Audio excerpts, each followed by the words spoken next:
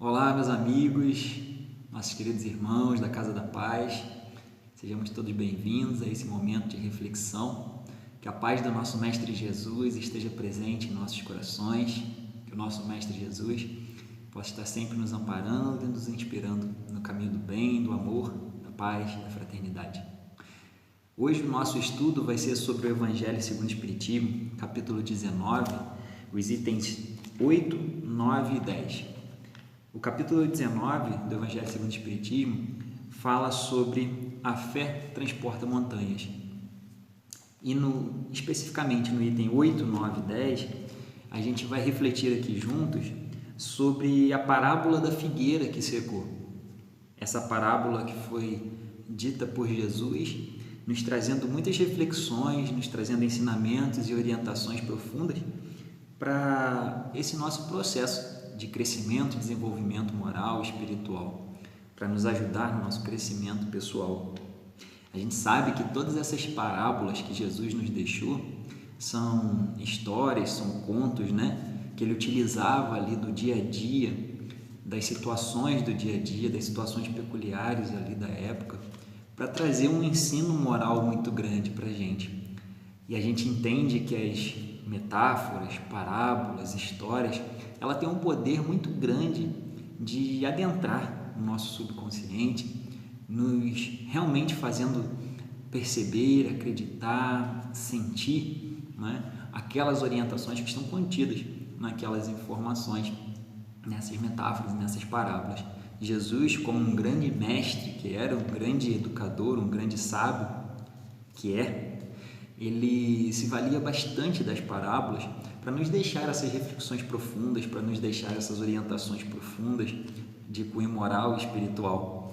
Por isso que ele se utilizava tanto das parábolas, devido ao poder que elas realmente têm de adentrar, ultrapassar as barreiras do nosso consciente, da nossa razão e entrar realmente na questão dos nossos sentimentos, na questão mais profunda do nosso ser, tocando a nossa alma verdadeiramente.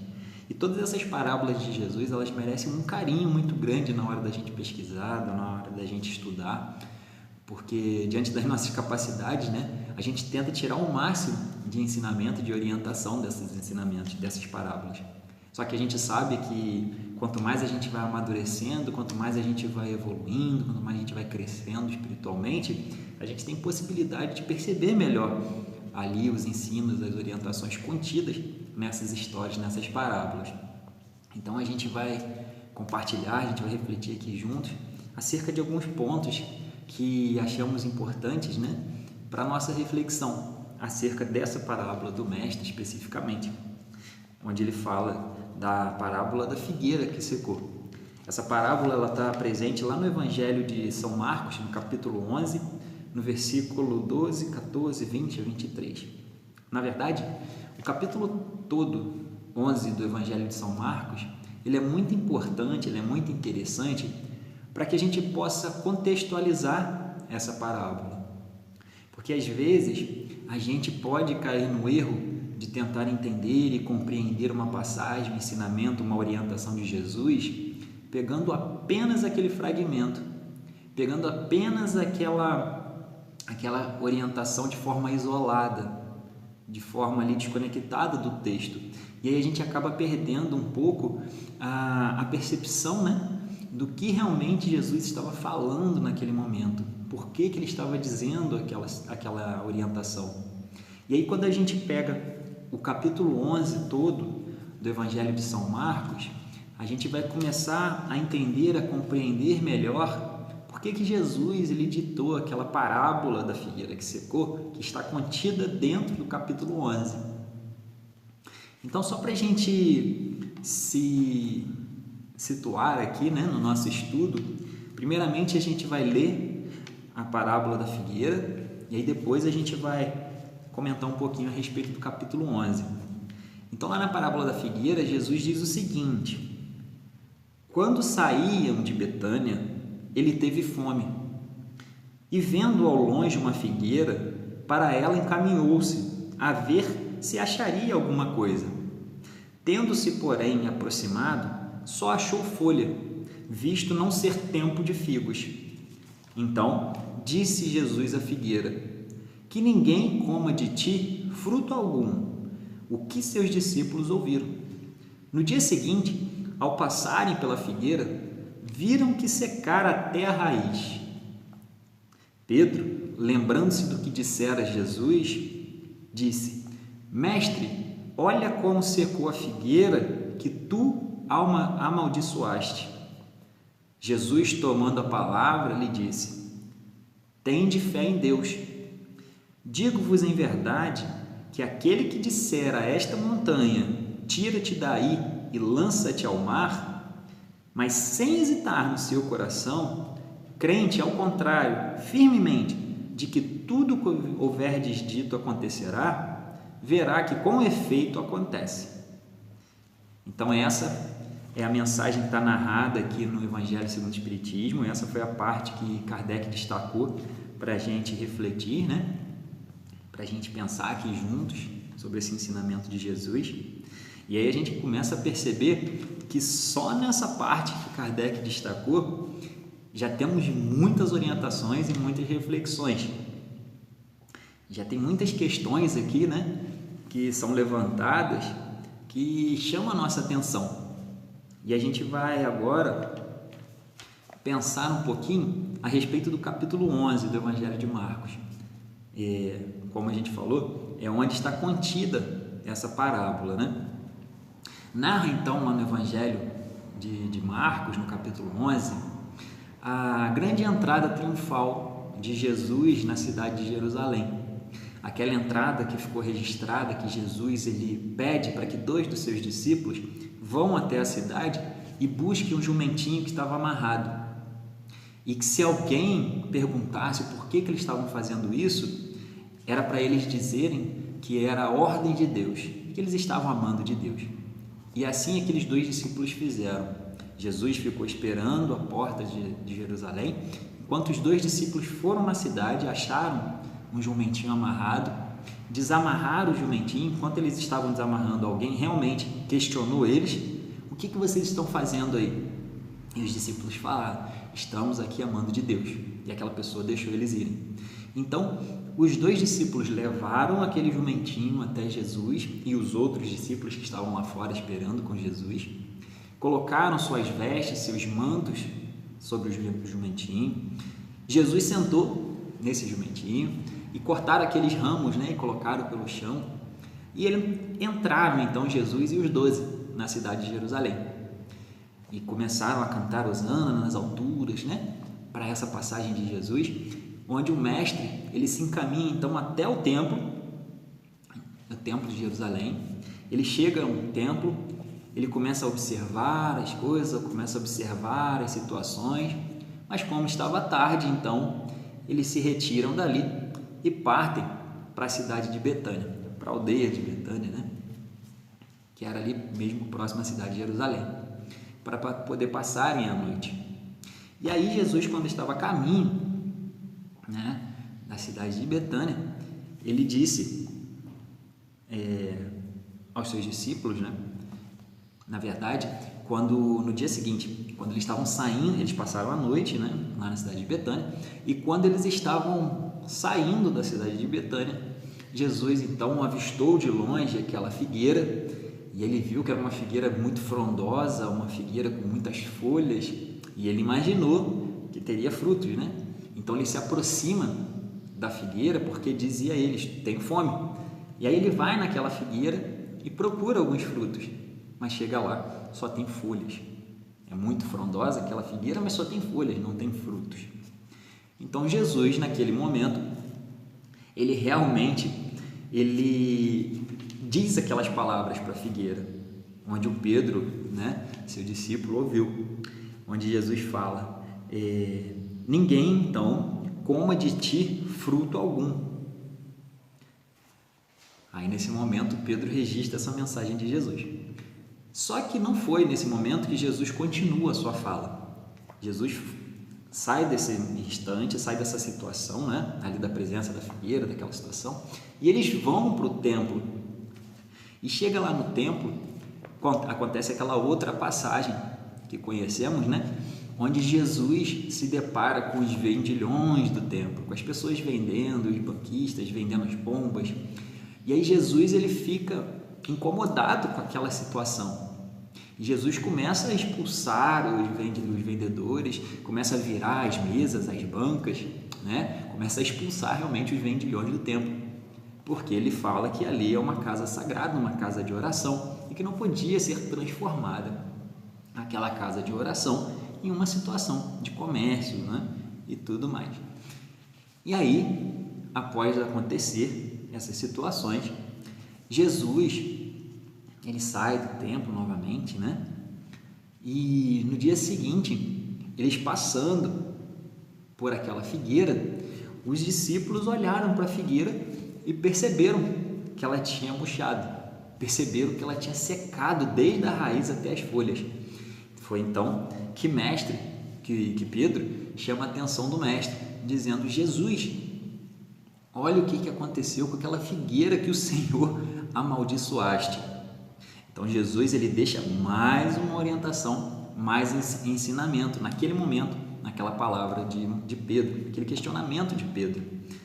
E Jesus disse para ele: tende fé em Deus, digo-vos em verdade, que aquele que disser a esta montanha, tira-te daí e lança-te ao mar, mas sem hesitar no seu coração, crente, ao contrário, firmemente, de que tudo que houver dito acontecerá, verá com efeito que acontece. Então Jesus deixa esse outro ensinamento, essa outra orientação ali para os discípulos naquele momento, e também para todos nós, né? Que posteriormente viemos a beber dessas orientações, desses ensinamentos do mestre. Então vamos lá. A gente percebeu ali o contexto todo, né, da situação. E aí o que chama a nossa atenção no primeiro ponto é: Jesus, quando ele ia para Betânia, quando ele ia para Jerusalém, ele ficava na aldeia de Betânia. A aldeia de Betânia é uma pequena cidade onde morava, né, Lázaro, Marta e Maria, que Jesus os considerava muito. Então Jesus, quando ele ia para Betânia, ele se hospedava na casa de Lázaro. Ele e os seus discípulos ficavam na casa de Lázaro, de Marta e de Maria. Marta e Maria eram duas personagens, né? Duas pessoas que gostavam muito de Jesus, gostavam muito da proposta, e elas eram naturalmente excelentes anfitriãs, né? Se Jesus passou a noite na casa delas, provavelmente elas serviram ali alimento para Jesus, serviram alimento para os discípulos, não é verdade?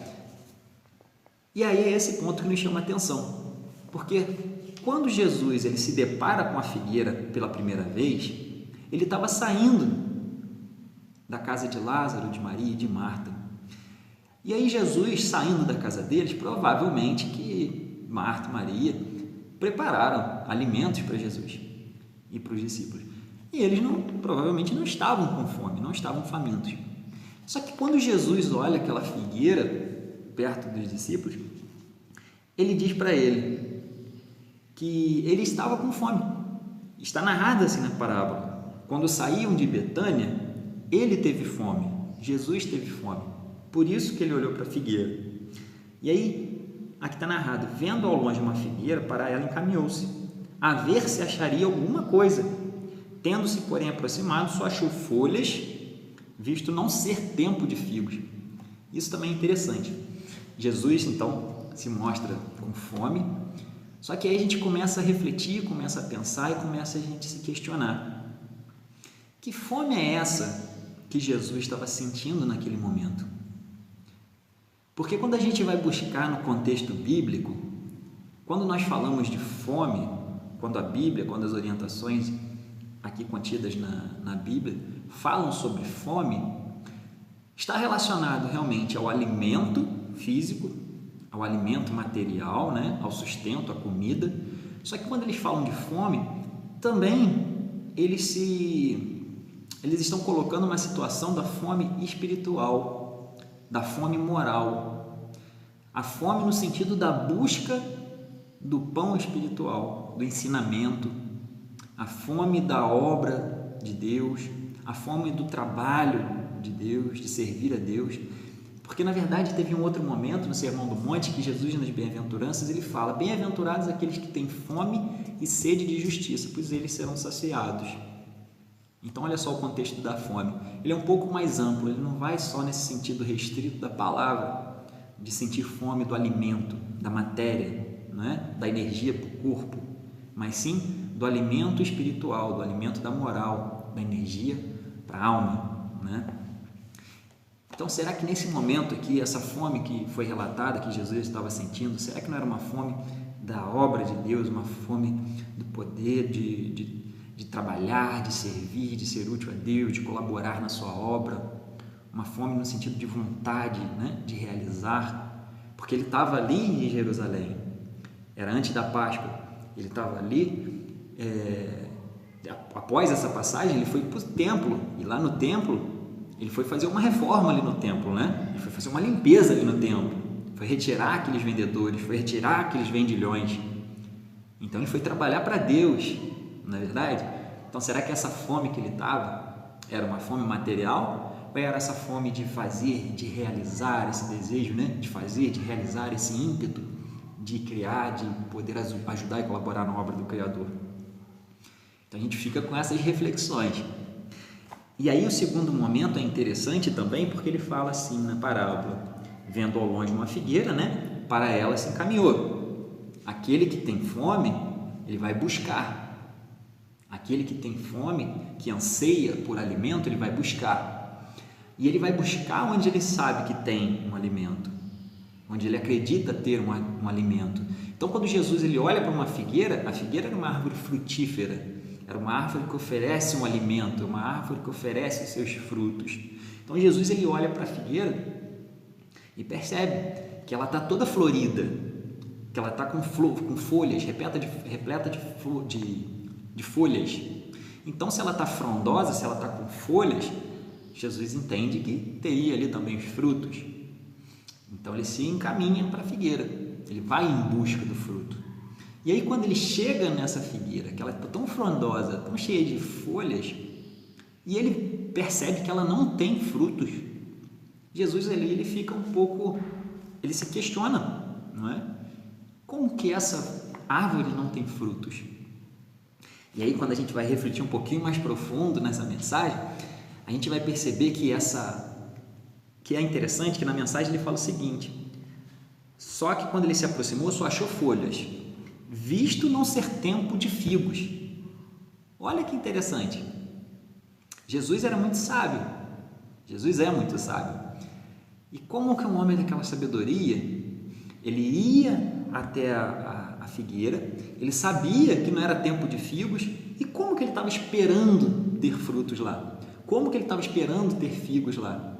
Que expectativa era essa de Jesus, mesmo ele sabendo que não era tempo de figos, ir naquela figueira em busca de figos, em busca de frutos?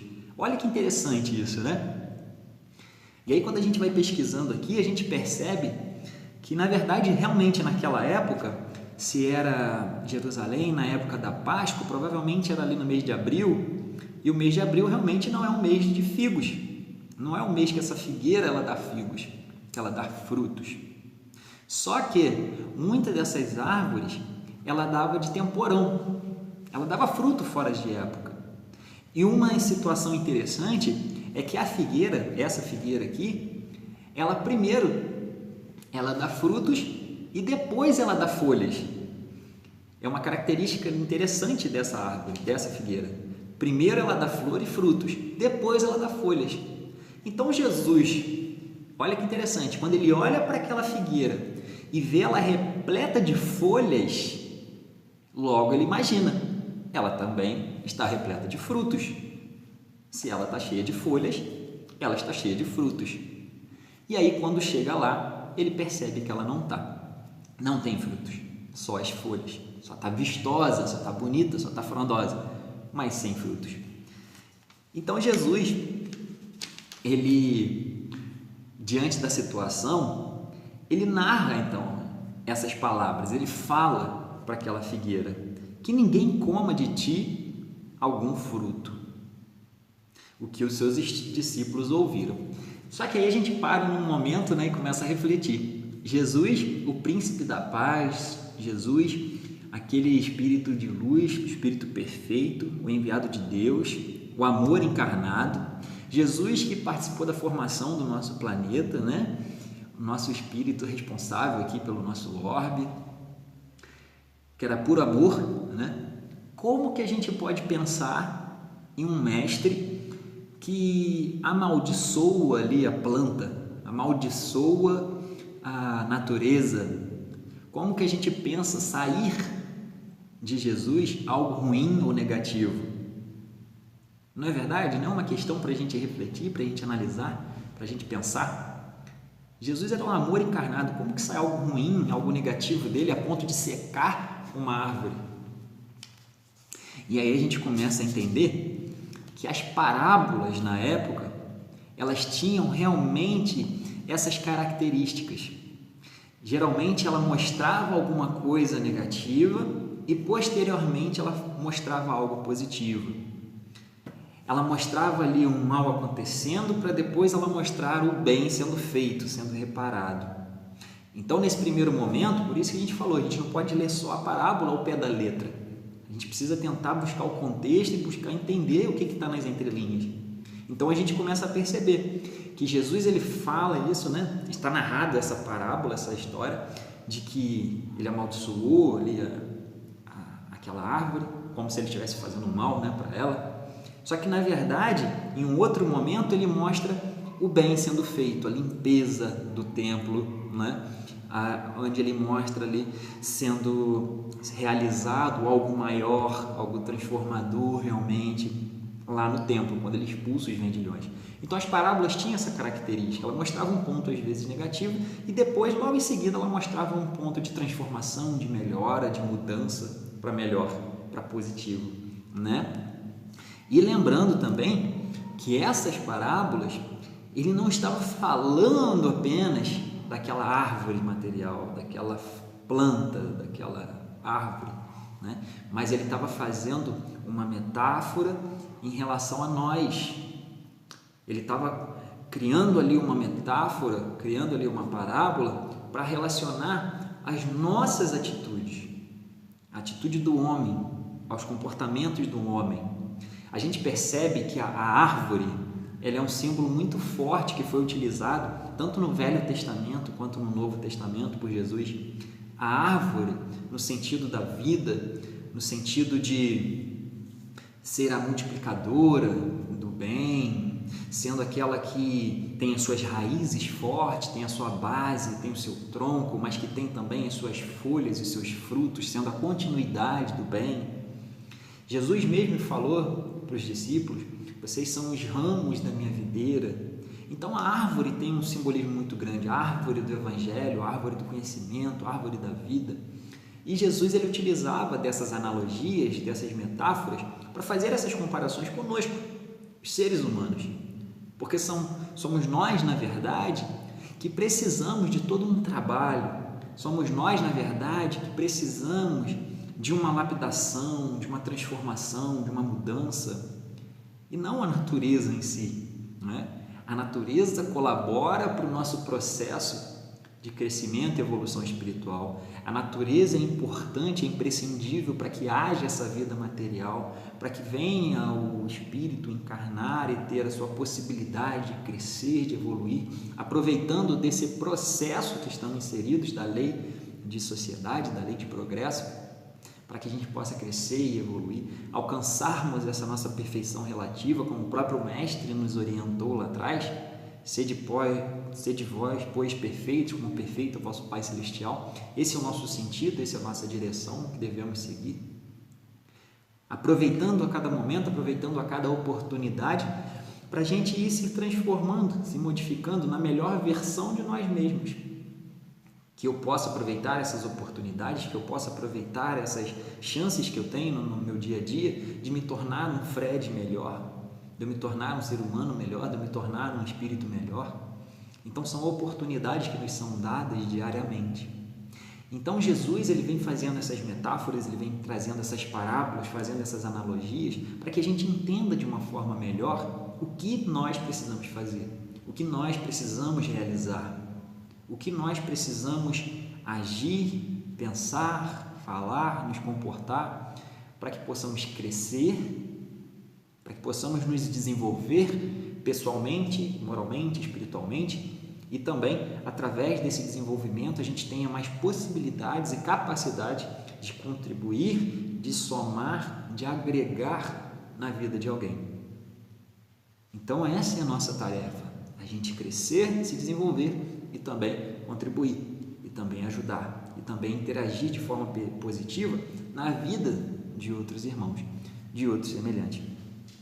Então, nessa passagem, Jesus, na verdade, ele estava deixando para nós, para a posteridade, um ensinamento profundo, um ensinamento onde nos leva realmente a refletir sobre o nosso papel, sobre o que nós precisamos fazer na nossa vida, o que nós precisamos realizar na nossa vida, o que nós precisamos construir na nossa vida.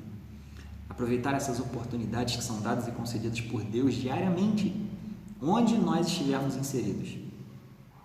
Lar, família, ambiente de trabalho, sociedade, grupos de amigos, no trabalho, na vida profissional. Então, em qualquer lugar que estejamos nós inseridos, no ambiente religioso, né, nós estamos recebendo informações o tempo inteiro, através da troca, através do contato, através da convivência com esses nossos irmãos. Por isso, realmente estamos inseridos nessa lei de sociedade, que é uma lei natural, uma lei divina, e que nos traz inúmeras mesmo possibilidades de aprender, de trabalhar, de servir, de ser útil. E é através dessas trocas que a gente vai percebendo o que a gente precisa aprender, o que a gente precisa desenvolver e o que a gente precisa também deixar de lado, o que a gente precisa abandonar, o que realmente não nos serve mais nesse momento que nós estamos. Estamos numa grande jornada, né, evolutiva, estamos numa grande caminhada e cada um de nós está em um determinado momento nessa estrada evolutiva. Cada um de nós está em algum ponto específico dessa jornada evolutiva, dessa caminhada evolutiva. E nesse momento, talvez, existem bagagens que nós estamos trazendo que já não nos servem mais, já não são mais úteis para nós, que a gente já pode deixar de lado, que a gente já pode abrir mão dela, que a gente já pode desapegar dessa bagagem, para que a gente possa, diante disso, se sentir um pouco mais leve e caminhar mais. Porque quando a gente carrega muito peso em uma caminhada, a gente começa a cansar, a gente começa a se sobrecarregar, a gente começa a diminuir o passo, a gente começa a não ter mais ânimo de ir adiante, porque a gente se sente realmente desmotivado, desesperançoso de não conseguir dar mais passos, porque está muito difícil. Só que às vezes, esse peso que nós estamos carregando, a gente está carregando de uma forma automática, porque a gente acabou se habituando a carregar esses pesos. E aí, quando a gente vai parar um pouquinho nessa estrada para fazer um checklist dessa bagagem que a gente está levando, que a gente vai tomar consciência do que a gente está carregando, do que a gente está levando, a gente vai perceber que tem muitas coisas ali que não fazem sentido para a gente caminhar, para a gente levar, para a gente transportar conosco para essa continuidade dessa jornada. A gente vai olhar para aquela bagagem e vai falar: poxa vida, estou carregando há tanto tempo isso aqui especificamente e ele já não me serve mais há tanto tempo. Já poderia ter deixado para trás nessa estrada da vida há tanto tempo. Então é importante que a gente pare na estrada um pouquinho para a gente fazer essa avaliação, para a gente fazer essa análise, para a gente olhar para a nossa bagagem e falar: o que eu preciso carregar comigo ainda, o que eu não preciso mais, o que eu tenho que levar comigo ainda e o que eu preciso me desapegar, o que vai me permitir fazer uma jornada mais leve, mais tranquila, mais suave, e o que está me deixando arraigado, preso, que eu arraste as minhas pernas durante essa jornada.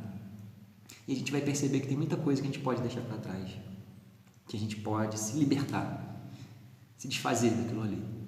E aí a gente segue adiante, porque a cada momento da jornada a gente vai se deparar com oportunidades da gente se fortalecer, da gente se revigorar, da gente aprender, da gente perceber as informações que chegam até nós e começar a interpretar essas informações não apenas numa visão material, mas numa visão espiritual, uma visão mais profunda, mais complexa, uma visão que realmente faz sentido com a nossa verdadeira essência, que é espiritual. A gente não pode analisar apenas os fatos da nossa vida puramente de forma material. Nós estamos sim encarnados, estamos. O corpo ainda tem muita influência sobre o nosso espírito, nossas emoções, sentimentos, pensamentos, enfim. Trazem muitas influências sobre o nosso espírito, mas a gente precisa exercitar, olhar a vida do ponto de vista espiritual, conectarmos com a nossa essência, com o nosso íntimo através da prece, da oração, da meditação, nos conectar com o nosso íntimo, com o nosso eu verdadeiro e começar a analisar, avaliar, interpretar as situações do nosso dia a dia, do nosso cotidiano de uma forma mais espiritualizada. Quando a gente começa a olhar para a vida de uma forma mais espiritual, menos material, certamente muitas das aflições, dos sofrimentos, das dores que nós sentimos e é natural sentir, elas são apaziguadas, elas são abrandadas, porque a gente está se conectando com a nossa verdadeira essência. Sabemos que somos espíritos imortais, estamos aqui na matéria como realmente aprendizes. A vida material, a vida no planeta Terra é uma grande escola para a gente. E a gente vai na escola para aprender, para estudar, para fazer o dever, a lição, passar pelas provas, os testes. Essa é a nossa interação com a matéria. Aprendizes. E nesse aprendizado, não basta apenas a gente acumular informações, acumular conhecimentos, mas é necessário também a gente compartilhar, contribuir essas orientações, essas informações, esses conhecimentos. E é isso justamente que essa parábola da figueira, ela traz para a gente.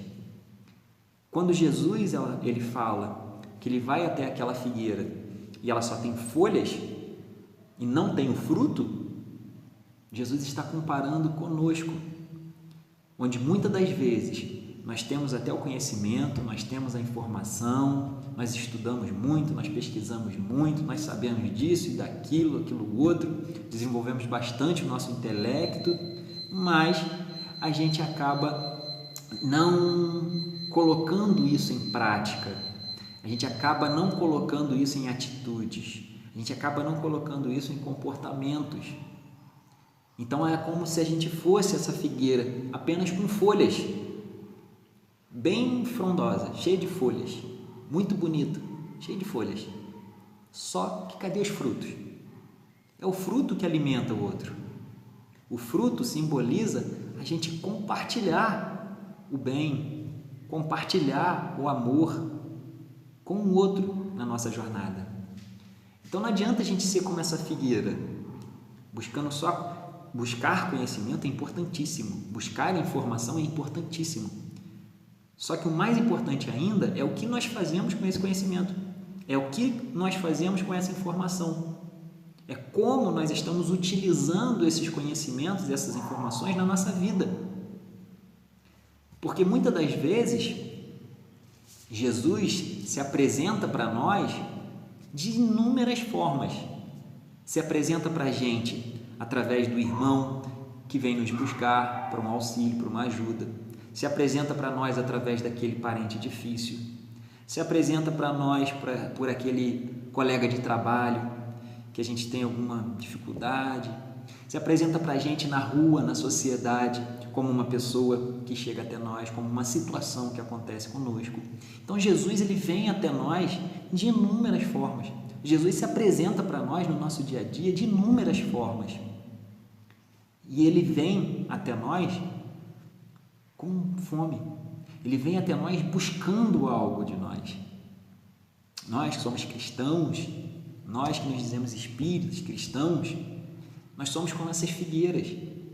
Nós estamos buscando, nos informando, buscando conhecimento, estudando, Mas só que Jesus, ele vem até nós de inúmeras maneiras para também buscar de nós algo que nós temos para oferecer, algo que nós temos para compartilhar, algo que nós temos para contribuir, para acrescentar, para somar na vida de alguém. Só que muitas das vezes, quando ele chega até nós, ele acaba pegando e percebendo essa situação de que somos apenas folhas, de que estamos ali com muitas folhas, bem bonito, só que não estamos dando frutos, não estamos compartilhando esses frutos que nós estamos nos alimentando na doutrina espírita, esse fruto que o Evangelho de Jesus ele tem nos ofertado, ele tem nos orientado, ele tem nos saciado, esse fruto que a espiritualidade vem nos dar diariamente, de auxílio, de suporte, de amparo, de apoio, esses frutos que nós fomos beneficiados e que também precisamos beneficiar alguém, precisamos colaborar com alguém, contribuir com alguém, dividindo, multiplicando, compartilhando esses frutos. Então essa figueira aqui somos todos nós, cristãos, espíritas, que precisamos sair dessa questão de apenas buscar. É preciso buscar? Sim. É preciso pesquisar? Sim. É preciso estudar? Sim. É preciso pesquisar? É preciso buscar conhecimento? Sim. É imprescindível. Até porque sem ele a gente não sabe como agir. Mas, às vezes, a gente já está preparado para realizar alguma tarefa. A gente já está preparado para ajudar de alguma forma. A gente já está preparado para servir de alguma maneira. Só que a gente acaba guardando para a gente e não contribui com o outro. Às vezes a gente é convidado no nosso centro espírita para participar de um estudo, fazer uma prece, trabalhar no passe, trabalhar compartilhando uma palestra, fazendo um estudo, e às vezes a gente se acha que ainda não é capaz. Ah, não posso. Já estuda há bastante tempo a doutrina e acha que não pode dar um passe, não pode ajudar no estudo, não pode fazer uma palestra, não pode isso, não pode aquilo. Só que se a gente parar para perceber, o tempo inteiro a gente está ali sendo, de alguma forma, requisitado por Jesus, por Deus, através das oportunidades da vida, através das oportunidades do nosso dia a dia. E aí a gente se coloca, a gente acaba se colocando naquela condição de que não, eu ainda preciso estudar muito, eu ainda preciso ler muito esses livros, eu ainda preciso fazer isso, e acaba deixando de lado a oportunidade de servir. Aí a gente acaba deixando de lado a oportunidade de ser útil, a gente acaba deixando de lado a oportunidade de multiplicar o bem, o amor de alguma forma. E a gente começa a perceber que o amor, que o bem, ele é uma fórmula muito curiosa, que quanto mais a gente doa, mais ele multiplica. Quanto mais a gente pratica, mais ele multiplica. Então, às vezes, a gente está passando por alguns desafios na nossa vida, passando por algumas dificuldades, e o que está nos faltando, verdadeiramente, é a gente se colocar a serviço de Deus, é se colocar a serviço do Cristo, é se colocar a serviço da espiritualidade.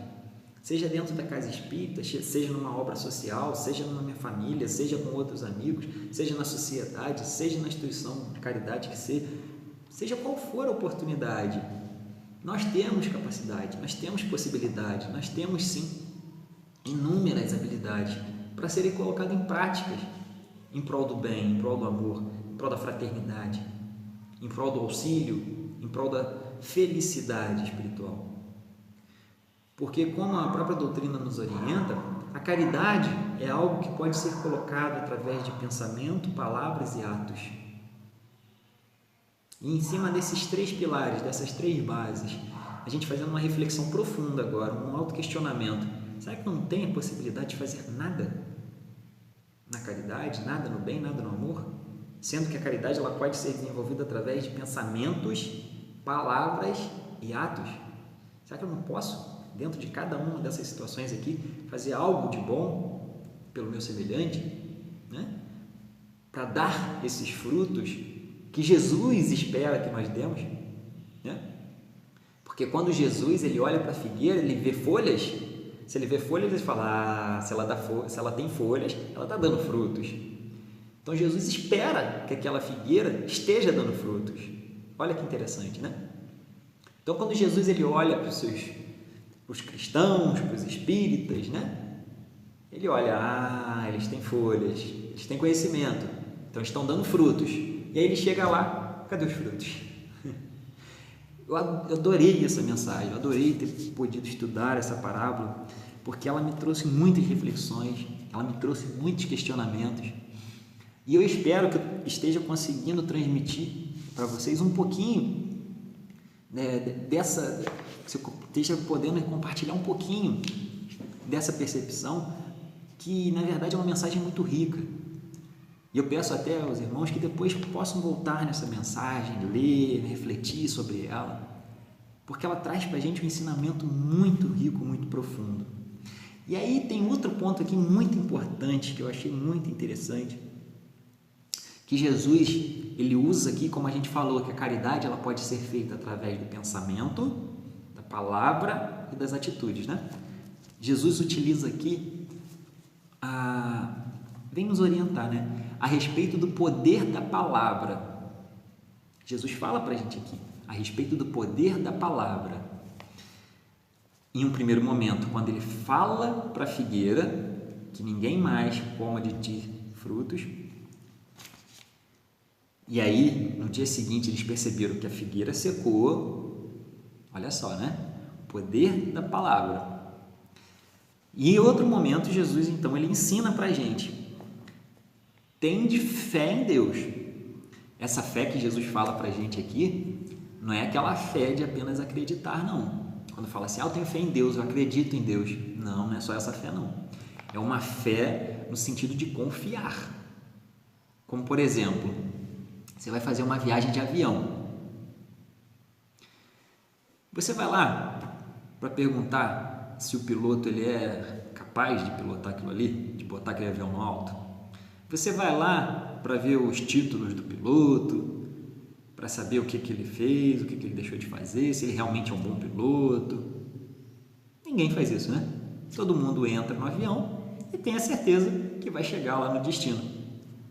Isso é fé, não é? Então, quando a gente fala de fé em Deus, fé é além de acreditar.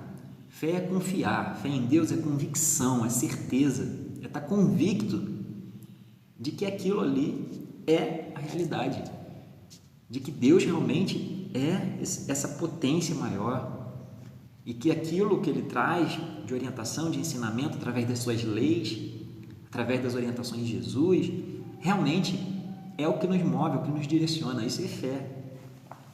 Então, quando Jesus fala que tem de fé em Deus, é essa fé que Ele está mostrando para a gente. E aí Ele diz o seguinte: digo-vos em verdade que aquele que disser, que falar a esta montanha, tira-te daí e lança-te ao mar, presta atenção, mas sem hesitar no seu coração. Então aqui ele quer chamar a nossa atenção o quê? A gente tem que falar, mas falar com fé, falar sem hesitar, falar com confiança, com convicção, né? Crente, ao contrário, firmemente, crer firmemente, de que tudo que houver dito, falado, acontecerá, verá que com efeito acontece. Olha só como é que Kardec ele, termina essa parábola de Jesus com esse ensinamento que o mestre nos deixou. O mestre aqui está mostrando para a gente o poder da palavra. E às vezes, meus irmãos, a gente acaba utilizando a nossa palavra de uma forma tão negativa na nossa vida, falando de nós mesmos, falando da nossa vida, falando da nossa família, falando do nosso planeta, falando da nossa religião, falando do outro. A gente utiliza a palavra de uma forma tão negativa e às vezes a gente está usando de forma negativa e a gente está acreditando realmente naquilo que a gente está falando. E olha só o que Jesus fala para a gente. Quando a gente usa a palavra e acredita naquilo que a gente está falando, aquilo se torna uma verdade. E aquilo pode se tornar uma realidade. Olha só. Então aqui o Jesus chama a nossa atenção para a gente começar a se policiar, para a gente começar a vigiar as nossas palavras. Porque a palavra ela tem um poder muito grande, tem um poder de realização, tem um poder de concretização. É uma profecia autorrealizável. Então a gente precisa tomar conta da nossa palavra, da nossa fala e utilizá-la de uma forma muito positiva, utilizá-la de uma forma bem positiva, produtiva, uma forma verdadeira, e a gente começar a perceber que tudo que Deus nos deu é uma ferramenta para o nosso crescimento espiritual. Então a fala é uma grande ferramenta para o nosso crescimento. Então que a gente possa utilizá-la de forma muito positiva. E aí nessa mensagem da parábola da figueira, a gente começa a perceber que a gente tem inúmeras possibilidades, inúmeras oportunidades de agir no bem, de praticar o bem, de realizar o bem, seja através do pensamento, seja através da palavra, seja através das atitudes, dos comportamentos. E aí ela nos mostra que é isso que Jesus espera de cada um de nós. A nossa postura como cristãos, como espíritas, na prática desse amor, na vivência desse amor, na vivência dessa caridade. A gente tem que continuar buscando, sim, aprendizado, conhecimento, informação, mas que a gente possa unir a essa busca a prática, a vivência na nossa vida, porque não adianta a gente apenas buscar, não adianta a gente apenas saber, é necessário que a gente haja, porque o poder está nessa ação direcionada e constante, alicerçada por esse conhecimento. Então nós somos sim seres imortais que estamos aqui buscando o crescimento, buscando a evolução, e esse crescimento, essa evolução vai se dar, como Kardec nos orientou, através do desenvolvimento intelectual e moral. A doutrina espírita nos inspira a amai-vos e instruí-vos. São duas asas que precisamos trabalhar juntas, a instrução e o amor.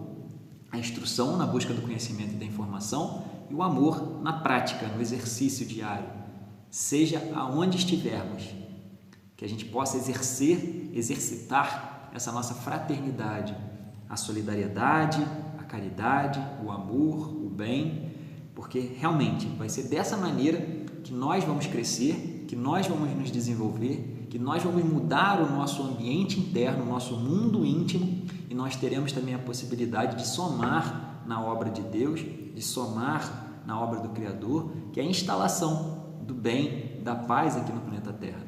Ajudar na consolidação dessa transição planetária, essa transição que primeiramente deve acontecer dentro de nós. A gente sair da condição de espíritos de provas e expiações para que a gente possa atingir uma condição de espírito mais regenerado. E a gente só vai fazer essa transformação, essa transição dentro de nós mesmos através do amor, através do amai-vos e do instruí-vos. Então que a gente possa realmente colocar em atividade, em atitude, em ação essas duas asas, para que a gente possa alçar realmente voos maiores e mais longos, mais altos nessa nossa jornada evolutiva.